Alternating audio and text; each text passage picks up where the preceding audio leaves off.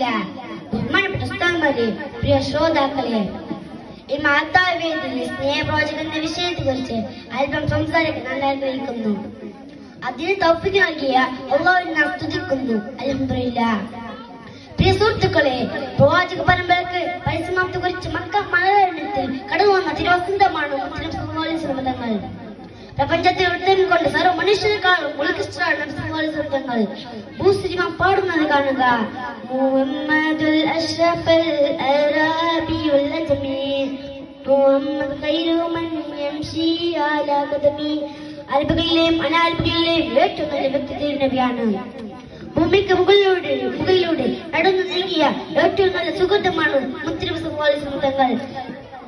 പ്രിയ ശ്രോതാക്കളെ, ജനിക്കും പിതാവ് നഷ്ടപ്പെട്ട് 6-ാം വയസ്സിൽ മാതാവ് വിടപെട്ടു.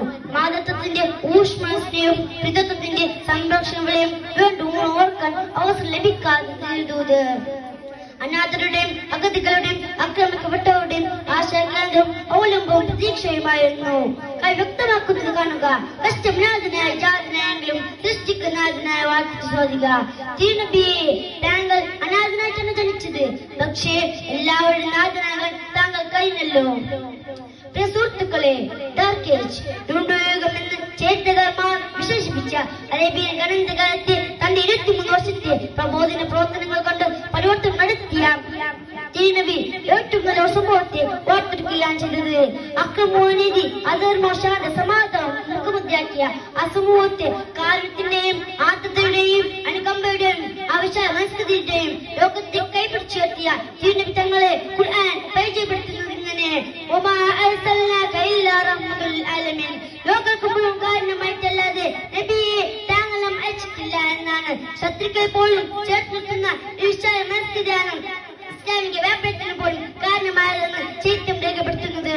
Islam was not spread by the sword. It teaches that all people are equal. വാർത്തകൾ കർച്ചൻ മുഴക്കിയപ്പോഴാണ് ഇസ്ലാം വ്യാപിച്ചതെന്ന് ചിലർ പറയുന്നുണ്ട്. എന്നാൽ തീർത്തും നിത്യകമായ വാദമാണ്.